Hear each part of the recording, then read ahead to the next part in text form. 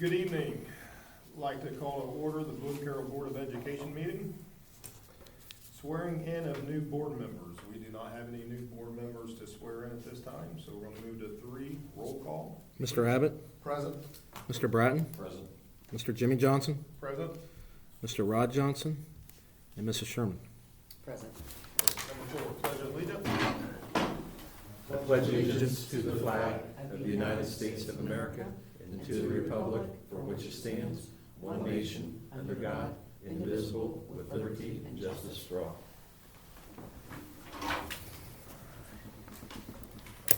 This brings us to the beginning of organizational meeting. Number 5, nomination and election of president and vice president. A, call for a motion for president, please. I nominate Jen Sherman. Okay, can I get a motion, please? I'll second that. Okay, Motion made by Matt Bratton, second by Jimmy Johnson. all right, to accept and close nominations, Mr. Bratton? Yes. Mr. Jimmy Johnson? Yes. Mr. Abbott? Yes. Mrs. Sherman? Abstain. B, roll call vote for candidate for president. Okay, as I call your name, please cast your vote for president for 2023. Mr. Abbott? Jen Sherman. Mr. Bratton? Jen Sherman. Mr. Jimmy Johnson? Jim Sherman. Mrs. Sherman? Abstain.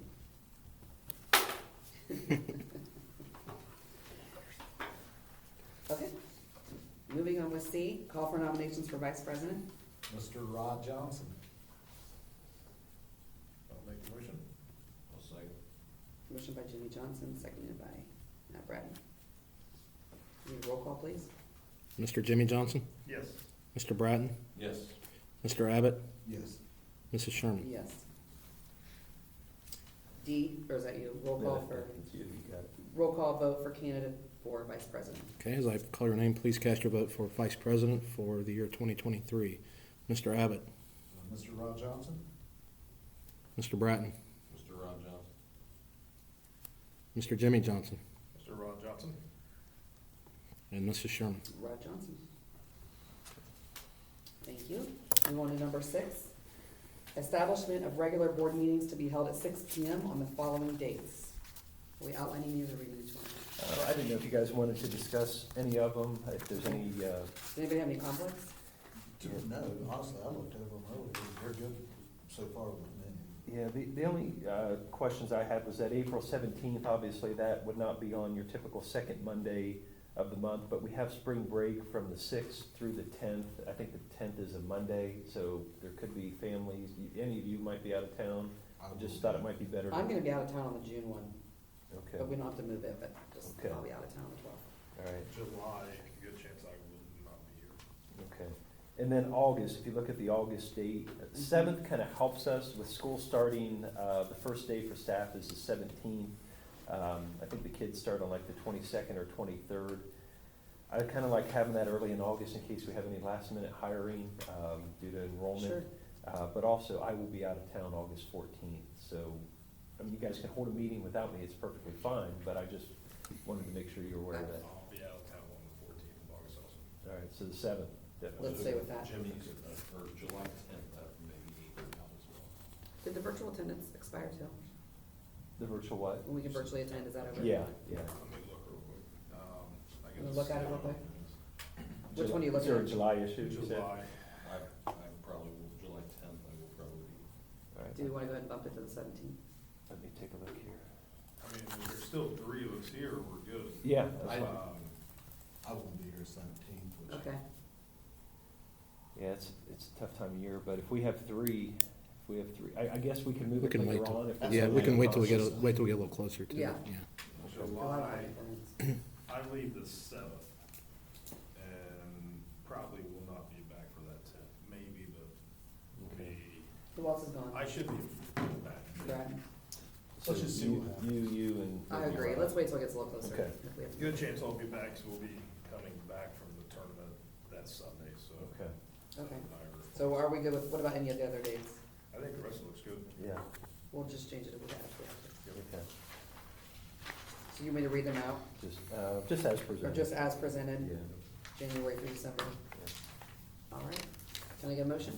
So moved. Who seconded? Sorry, Bratton. So, motion made by Joe Abbott, seconded by Matt Bratton. Can we get a roll call, please? Mr. Abbott?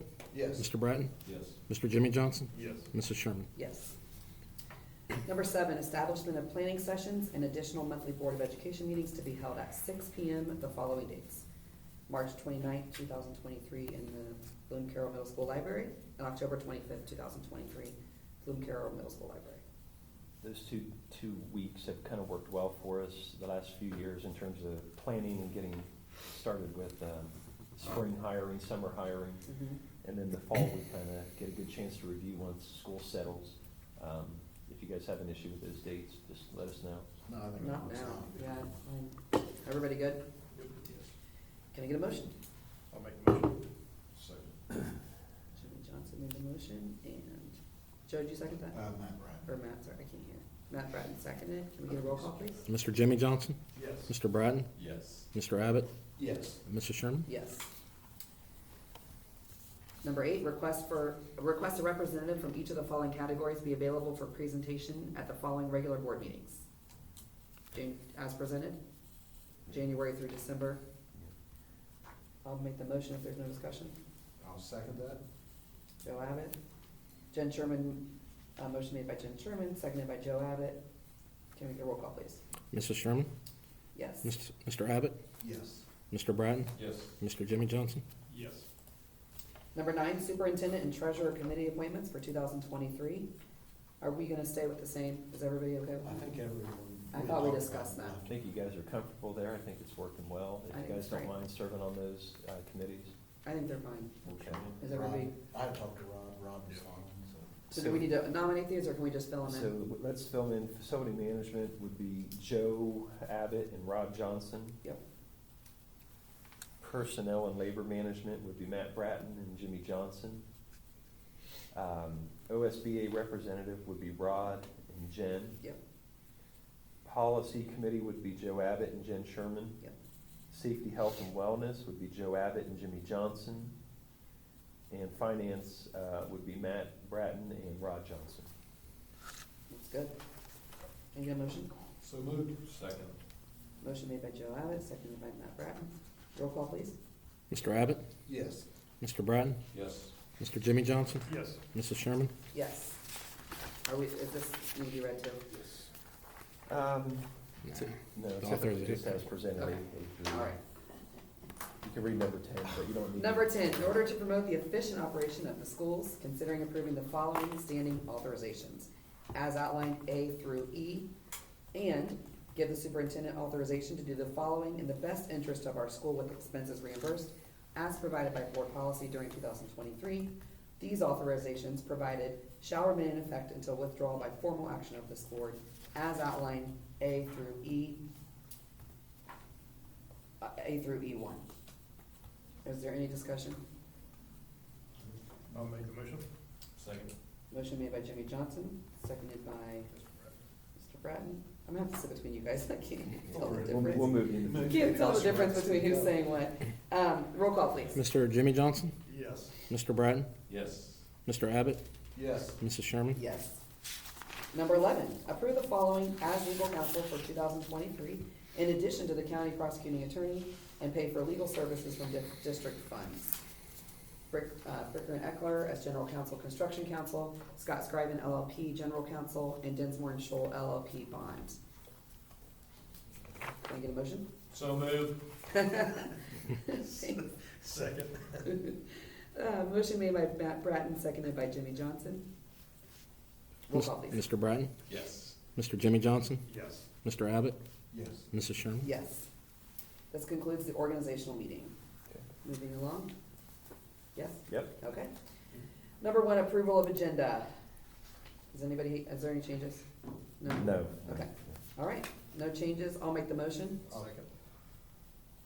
Motion made by Jen Sherman, seconded by Jimmy Johnson. Roll call, please. Mrs. Sherman? Yes. Mr. Jimmy Johnson? Yes. Mr. Abbott? Yes. Mr. Bratton? Yes. Number 2, approve the minutes from the December 12th, 2022 meeting. Does anybody have any? I looked them over this morning, or this afternoon. I think they're look I've good. looked at them a couple times. Okay, Fine. I'll make the motion. I'll second that. All right, motion made by Jen Sherman, seconded by Joe Abbott. Roll call, please. Mrs. Sherman? Yes. Mr. Abbott? Yes. Mr. Bratton? Yes. Mr. Jimmy Johnson? Number 3, public participation. A citizen granted permission to address the board shall speak of no longer than 3 minutes at one time, except by consent of the majority of the board members present. Maximum of 30 minutes of participation, public participation, may be permitted at each meeting. Boone Carroll Board of Education policy requires that individual names not be used as part of a complaint or concern being stated to the board during the public participation part of the agenda. The board rests in its president the authority to terminate any remarks which may be defamatory, abusive, or otherwise cause undue interruption or interference with the orderly conduct of business. We have no participants this evening. No. Move right along. Number 4, treasurer's recommendations and reports. Okay, thank you. Obviously, meeting on the, so close to the end of the month and beginning of the month, there will not be December financials until February. So in February, you'll have December and January. What we do have what I look at as a really important information. We've talked about this throughout the fall, but we now have certified valuations from the county auditor for the calendar year 2022 to be collected in 2023, as they're collected a year in arrears. Again, as we talked about, 2022 was a triennial update year, meaning that growth in values consist of both new construction and the auditor taking a look at all the valuations in the county and applying their own growth rate based upon a myriad of factors, current sales, market trends, et cetera, et cetera. Page 13 of your electronic packet, you can see the growth. So you got line or column E is what we have in 2021. Column B are the new valuations. Line 14 shows the increase in class 1 values, which is what we're at the 20 mil floor on, meaning we can't be rolled back. The change there in column G is that I've never seen this in 22 years doing this, almost a 32% increase. What is the normal? And normally new construction is around 3 to 4%. Normally a triennial update in this county has been 4 to 5%, so 8 to 9. Okay. And that's even aggressive in my book, looking at that. Obviously, you see the forecasted amount, probably a little conservative, quite frankly, but we had forecasted just under 5%. So what this means to us at the bottom line, it's just column M, is an additional $2 million that was not in the forecast over the next year. Now, obviously, we're already halfway through 23, so it's just $1 million in fiscal 23. But as we go into fiscal 24, all things considered equal, it's quite a bump in our real estate tax values. Again, sitting here 3 or 4 months ago, we kind of knew this growth was coming. We all got our letters. We all kind of saw what our personal residential increase, but until they were certified, I just didn't want to put it out there in the forecast. Certainly, we're going to include it in the spring forecast. It's going to be out there for everyone, but there is a board of revisions period of till March 31st that individuals can take their appeals to the Board of Revision. I anticipate there will be some. There might be an increase in delinquent taxes, which we don't have very many delinquent taxes in this district or this county. But all things considered, our revenue is going to be quite a bit higher than what we had forecasted for the real estate. Class 2, we did have a little bit of growth in commercial. I need to look into that. I'm not exactly sure what that was, but the overall difference in the revenue is very minimal compared to what we had in the forecast. Same with public utility.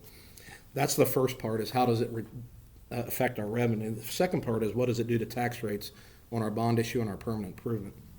So if you get down to, we're still in column B, but if you go down to row 38, again, that ag res is already at the 20 mil floor. So it's good for the district in terms of revenue growth. It's not so good for homeowners, because if your values went up more than the average, your tax bill is going to go up quite a bit here.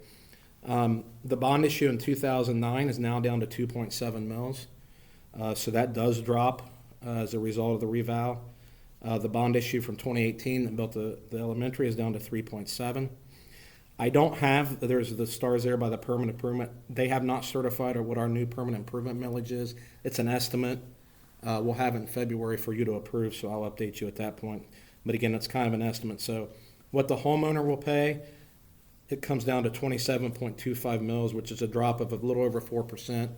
Obviously, the growth is going to exceed that reduction in the tax rate. So if you're confronted by someone or someone brings this up, it's all about the 20 mil floor and the fact that we just can't roll rates back any further by law. And then when you have this growth in property values due to the triennial update from the auditor, that's the result, is total revenue growth for the district, higher tax bills for our residents. So nothing to approve tonight. I just wanted to get this out here and see if you had any questions or So just. even though it went down, it goes up for most people, right? Exactly. But the percentage, the school portion of their total tax bill on residential property, the school portion It will go down is because about 4% less.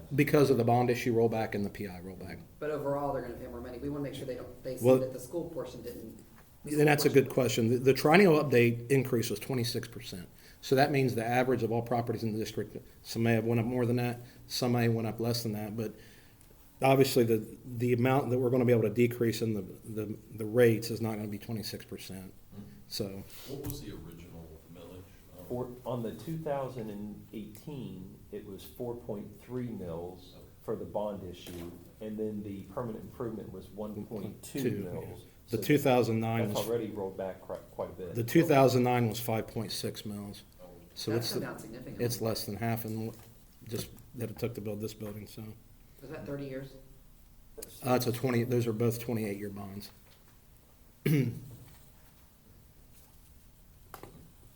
Again, nothing to vote on, just wanted you to have that. Okay. When I get the rates in February or March, the bond issue rates have been certified, but when I get the permanent improvement rate, we can have the board officially approve it. All right, thank you. Item B and C are both within our policy to set forth before the board in the organizational meeting. B is approved setting the 23 mileage reimbursement rate at 62.5 cents per mile as per IRS guidelines. Oh, sorry, can I get a motion? So moved. I was considering like, I was adding that into my head. Second. Motion made by Matt Bratton, seconded by Jimmy Johnson. Mr. Bratton? Yes. Mr. Jimmy Johnson? Yes. Mr. Abbott? Yes. Mrs. Sherman? Yes. And C is approve establishing a board service fund within the general fund to be used for expenses incurred by members of Board of Education in performance of their official duties, and to appropriate $2,500 to the account. This is the same amount as in past years. This offsets if you go to the OSBA conference or other type of trainings that the board may partake in. I'll make the motion here. I will second that. Motion made by Jen Sherman, seconded by Joe Abbott. Can I get a roll call? Mrs. Sherman? Yes. Mr. Abbott? Yes. Mr. Bratton? Yes. Mr. Jimmy Johnson? Yes. And finally, we're thankful for the following donation to the Bloom Carroll Local School District from Shelley Anderson. Approximate value of $120, 100 CPR face shields for classroom bags, and 25 chews/sensory necklaces for our MH classroom. Oh, thankful for that. I'll make the motion here. I'll second. Motion made by Jen Sherman, seconded by Jimmy Johnson. Mrs. Sherman? Yes. Mr. Jimmy Johnson? Yes. Mr. Abbott? Yes. And Mr. Bratton? Yes. Thank you. Number 5, old business. Anybody? Number 6, superintendent's recommendations and reports. All right, thank you. So a couple things I just wanted to keep you updated on.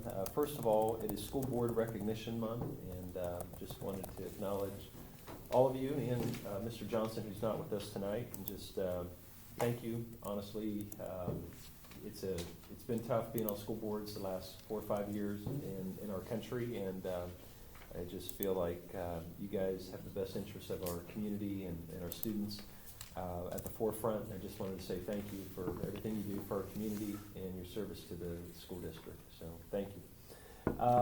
The fall 3rd grade reading guarantee, or the fall ELA test results came out in October. Our 3rd graders are still required to take the 3rd grade reading guarantee, and they have multiple opportunities to do that throughout the course of the year.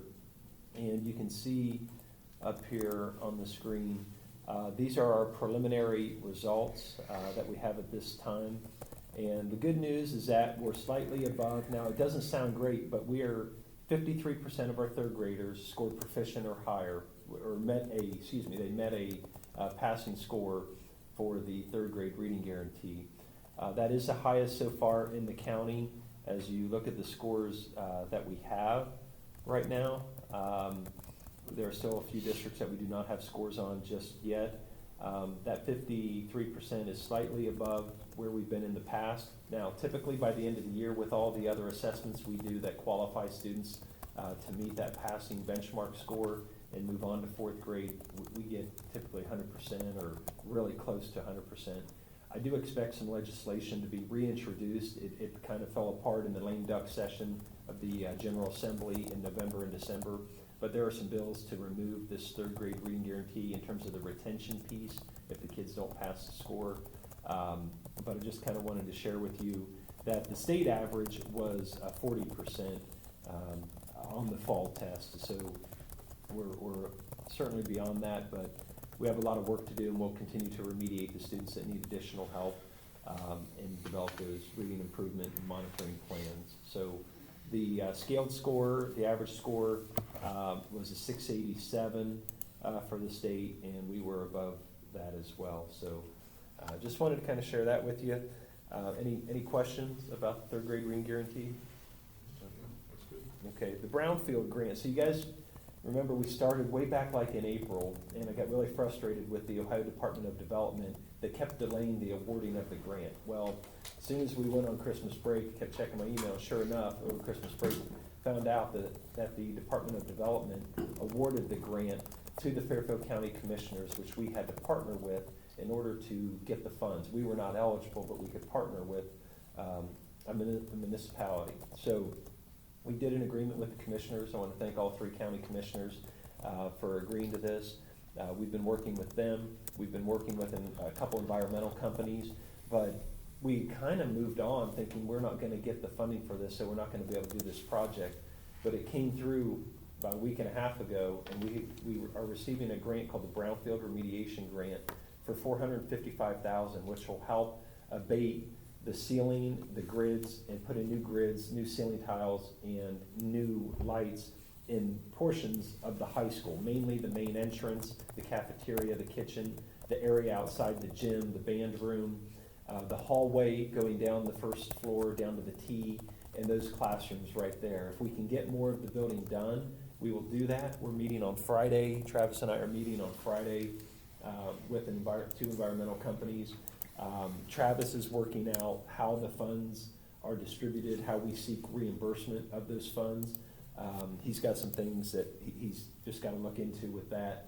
But we're going to try to move on this. The environmental companies think we can do this in June and early July and get it done. Great. So that'll make a big aesthetics and safety improvement at the high school there. Not that we have anything airborne, we have inspections done, but you know, you walk in and you look at those old rusted grids, and we can't get up there and do work because you can't move all that stuff without proper, you know, with abating it and containing it. So the Brownfield grant was approved. The athletic boosters will be doing a public presentation of the press box fund donation, even though the board's already accepted that. All of you are welcome to be there and be on the court at halftime this Saturday. Who else is going? I'm trying. Yeah, we'll probably. Yeah, you're all welcome to We're be probably there, all or at least a rep. But, hey guys, just Hi, guys. go ahead and grab a seat. We're still in our regular meeting, but we'll wrap up soon. Okay. Now that you're here, we're gonna- Yeah. Is this Zoom along. public participation? Yeah. You missed that part. Sign up, yeah. So, at any rate, you're all welcome this Saturday during the varsity, halftime of the varsity game.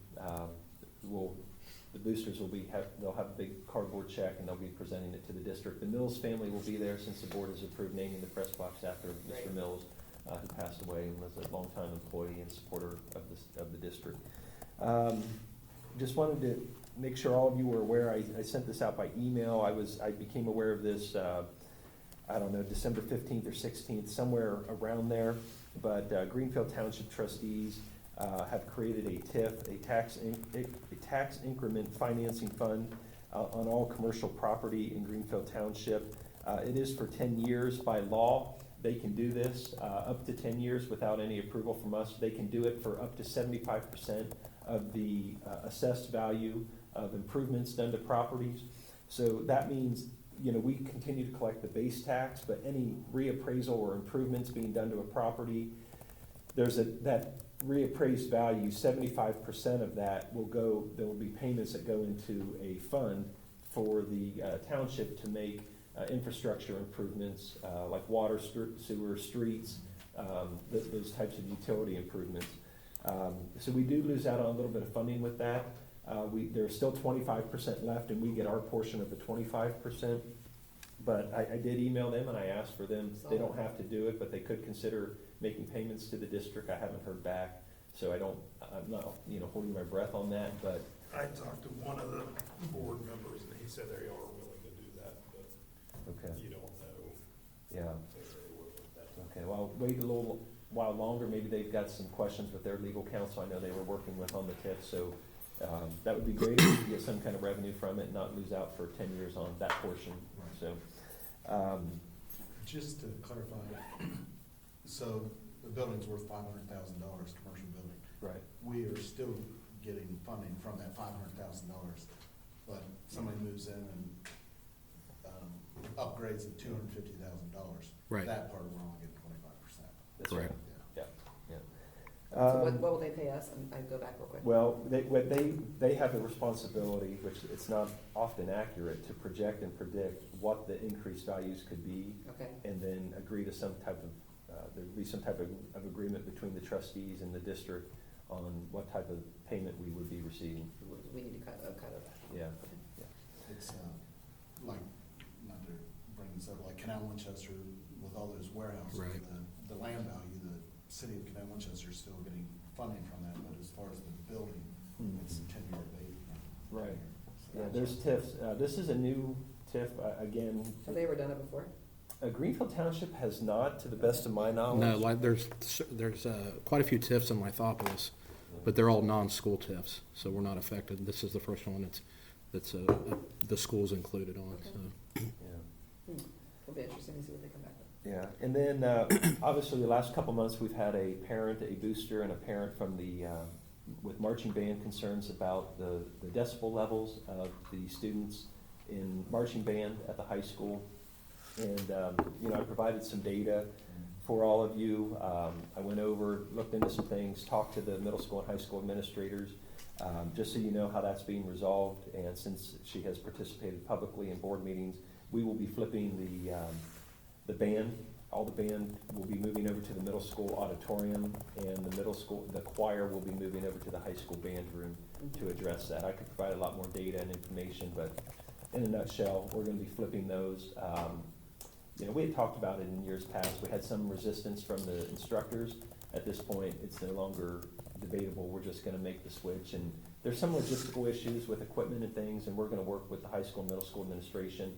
We may have to spend some money to look at, some storage, Shelving and stuff. shelving and Yeah. things like that, and maybe some storage for props and things for the plays where we're currently storing it. We may have to find another location that requires very high ceiling, so we may have some issues with that. But bottom line is we're getting the students out of the band room for band, moving them into the auditorium, and the choir kids will move over to the high school band room. Sounds like a great Okay, solution. and I talked to her, and she was very appreciative of us looking into it. Good, Okay.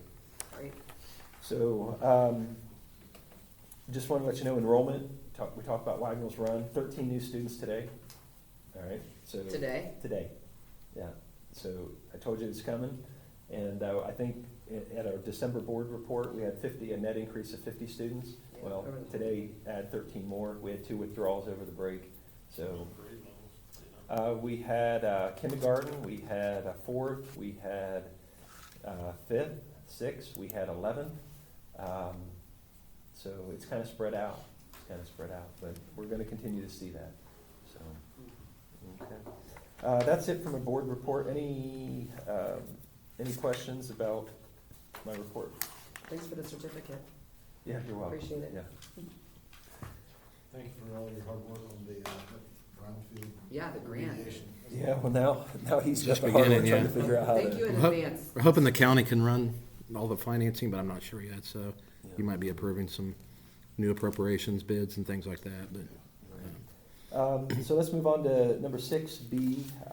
Number 1, recognize the Bloom Carroll student representatives for the 2023 All-County Band Festival to be held January 11th, 2023. And those students would be Keegan Allen, Kennedy Breen, Dylan Catt, Sydney DeSalvo, Zane Goglin, Brendan Gonzalez, Bryson Herman, Alyssa Kraft, Angela Robb, Isabella Sands, Colby Sprague, Stephen Stang, and Emily Swope. Congrats to those kids. Great job. Any discussion? I'll make Who's making the motion? I will. I'll second. Mr. Matt Bratton made the motion, Jimmy Johnson seconded. Roll call, please. Mr. Bratton, Yes. Mr. Jimmy Johnson, Yes. Mr. Abbott, Yes. Mrs. Sherman. Yes. C, personnel employment. Number 1, approve substitute list number 6 for, That's actually me. oh, that's you, I'm sorry. It's all right. Number 1, approve the substitute list number 6 for the January 2023 as submitted by the Fairfield County ESC. Barb's on there. Did you guys see that? Yeah, Barb's gonna. I so, love that, We need all the help we can get. especially people who are so supportive like her. That's Yeah. great. I'm sorry, okay, I'll make the motion here. Second. Jen Sherman, motion by Jen Sherman, seconded by Matt Bratton. Roll call, please. Mrs. Sherman, Yes. Mr. Bratton, Yes. Mr. Abbott, Yes. Mr. Jimmy Johnson. Yes. All right, moving on to number 6D, contracts and agreements. We have nothing under that, nothing under E, nothing under F, personnel resignations and retirements. And Jen, over to you. Yep, Everything. okay. Number 7, new business. A, approve the following policies for a first reading. 1, CCA organizational chart. 2, IGBV programs for students who are gifted. 3, JFE, student pregnancy and related conditions. And 4, KKA, recruiters in the schools. Any discussion? Can I get a motion? So moved. Second. Motion by Joe Abbott, seconded by Matt Bratton. Roll call, please. Mr. Abbott, Yes. Mr. Bratton, Yes. Mr. Jimmy Johnson, Yes. Mrs. Sherman. Yes. B, review and discuss potential district office and high school classroom space. All right, so I'll kind of lead this here. About a year ago, probably, we started looking at, okay, we knew where we were with the CFAP funding with OFCC. We know that we're 4 to 5 years away. We haven't really made much progress with OFCC. We know that we have 2 bond issues out there that our community's being taxed on for this building and the elementary school. We didn't feel like, with construction costs right now, it was the most prudent thing to go back. And I didn't really feel like we had a need to run a facilities bond issue. But we know that, looking at our enrollment, we're okay in the very short term at the high school, we're good at the middle school, and we're good at our elementary school. And I thought with our enrollment projections that we did a year ago, that seemed to be very accurate right now, that we're probably good for 5 to 7 years. And then, we'll have to get creative a little bit with the high school and how we open up some classrooms, and right now, we're probably very generous with our space. There's some things we can do to free up a couple classrooms in the short term. But we talked about, okay, we've got this empty old Bloom Carroll Primary School sitting over here, and we had some construction funds that were still available from our elementary project that we could potentially use to make some minor upgrades, maybe move the district office over to the old primary, Carroll Elementary, and then take our current modular district office, which used to be 6 classrooms, convert those back to classrooms for the high school students to use, because that modular it used to be classrooms, and it's already tied into the PA system in the high school, the fire alarm system. It has handicap accessible ramps and restrooms, so it's ready for students if we just knock out a few walls and turn them back into classrooms. Well, we've been working with architects, engineers, mechanical, electrical, plumbing contractors, and we did some walkthroughs and assessments of that elementary school. And we thought if we could use those construction funds and not have to expend much of our permanent improvement or general fund, it might be in the best interest for 6 or 7 years. Well, looking at the preliminary cost estimates, and I want you to keep this in mind with our current facility plan. If we move the district office staff to that school, we know that someday we will have to find another option and vacate that building, because I believe that could be a site for some building, probably high school, middle school type thing, in addition to this building.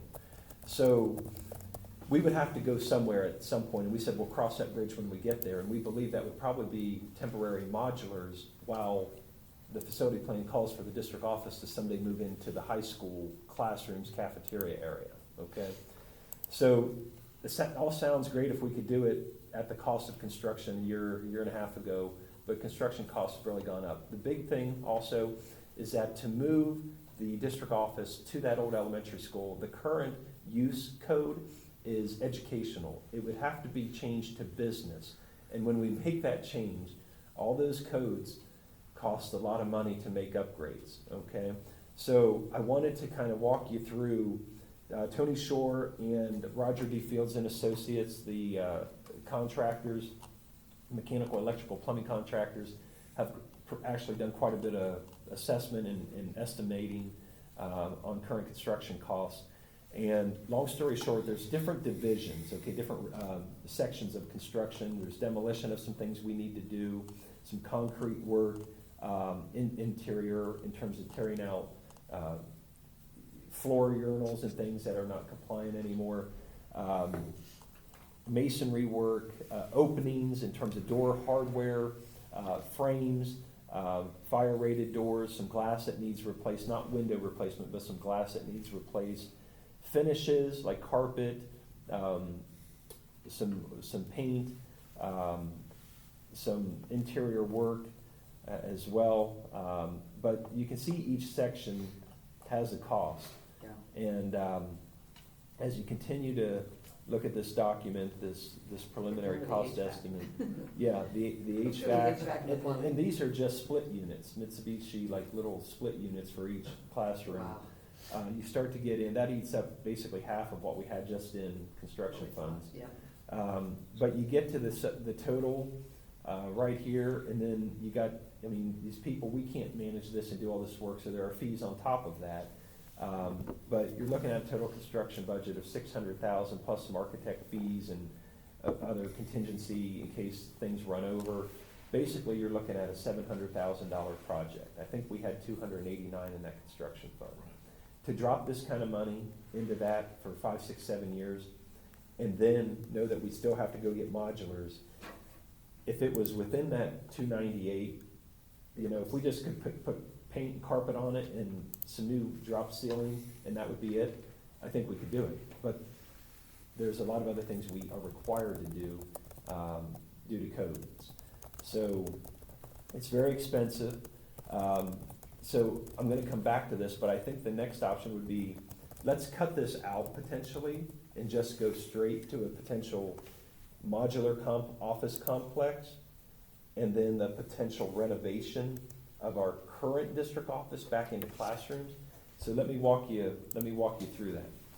This And next that's, page, The 708, Is that on here? the 708 includes renovating the. it does not. No. That's, so That's that, just purely the that building. elementary building. yeah, and I wanted them to separate this out because we wanted to do exactly this, do a Sure. part of it, but not all of it. So the next one is the preliminary cost on page 29 in your packet. The preliminary cost estimates to convert the district office, the current district office modular, back into classrooms. Now keep in mind, to get 6 new classrooms, it would cost us, I'm gonna get right to the bottom line, it would cost us more than $150,000 to bring in new modulars, hook up utilities, make sure they're compliant, tie in the fire system, the PA system. It's gonna cost much, much more.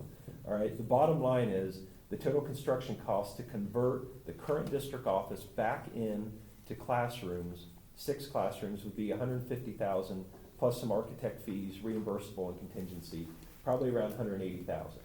I do not believe we could get new modulars and get all utilities done for that. So I think this part, and because of the location of those modulars, the current location, it makes sense, okay? So I wanted to show you that piece, all right? The next option, so if we cut out, you know, if we're gonna free up high school classroom space, and we're gonna provide the high school with these classrooms in the current district office modular, we could potentially, this is Beaver Street out here, but I think that this would be a good location because we believe this area right here could potentially be a new school with an addition on the end of the middle school someday. So we would be out of the way, we'd cut this middle step out of moving to the old Carroll Elementary, just go straight into modulars. And we already have like an auxiliary parking lot right here that would work out fine. It's also out of the way of future construction. There's no utilities underneath this in this area. This is probably a better zoomed in picture, but this maroon box right here is a 60 by 84 modular office complex. That's about the size of our current complex, but we can make much more efficient use of the interior design than what we did out of the old classrooms, okay? Real quick, is that where the buses park? No. No. No, it's right here. So if you go back, the buses are parking over here in the primary school, the old primary school's right here. This is the entrance from Beaver Street. The current one's to the right of that red, Right. the current one's the yellow. Yeah, and this is where the current district office is, okay? Right by the big balloon Carroll. Yeah, so what I'm Can't trying, miss it. what I'm trying to show you here is, there's a storm sewer right here that we could tie downspouts into. Can you blow that up just a little bit more? Yeah, I can actually just go down to this one. So the maroon is what now? That would be a modular office. Oh, the maroon complex. is, okay. Yeah, so there's a storm sewer right here that we can tie into. There's a sanitary sewer line right back here sanitary sewer right here that we can tie into. There is, we have to be out of the 30-foot right-of-way, so we could just be out of that 30-foot setback for the Village of Carroll requirements. I talked to the Village of Carroll. If we needed to go over onto the blacktop a little bit, we could certainly do that.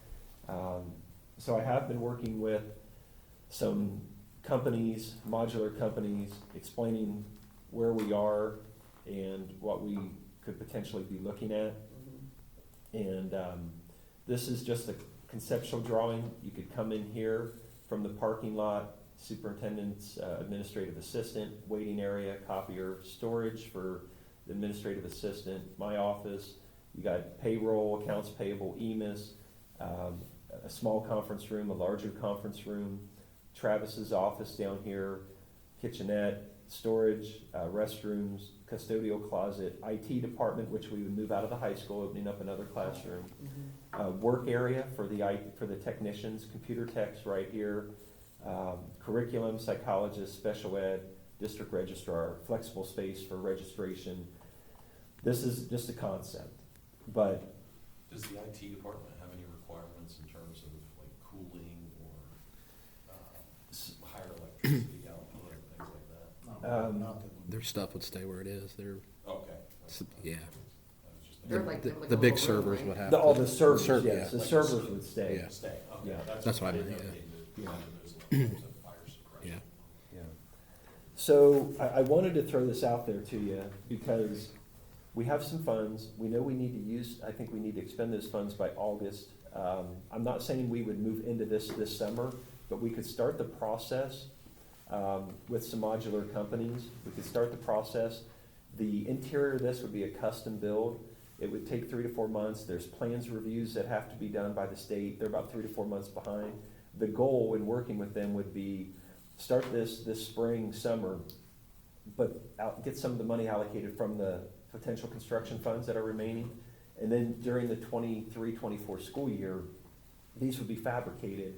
They would be brought in, they would be placed, and then we could potentially move into those in the summer of 24, and then come back around and free up, turn those modulars back into classrooms that we're currently in to allow for additional classroom space. These ballpark estimates, $500,000 range. Again, you have half of that up front, and then you do a lease purchase over a period of Are several those years. still leased? We own them now. We own those. Okay, so then the 184 for to put that back to classrooms, at least about $100,000, right? Yeah. From the 280 that you were talking about, Yeah. to go toward this. You could take the 289 and pay it towards a new modular complex. You would still need permanent improvement or general fund dollars to do the renovations. Yeah, or you could apply it to. Either way, yeah. Either way. Right. Yeah. This is still cheaper because you're at 500 or 700 on. Put it this way, if we go that way, we're gonna spend 700,000 more Well, the for 7 years. And it's a long, yeah, longer terms. This is permanent. 25 to 35 years is what they said. Yeah, that's probably permanent. Listening. Yeah, but again, hopefully someday, when the next facility time comes around, we can have some kind of permanent district office included in that. And right now in our facility plan, it includes renovating the high school into some district office Right. space.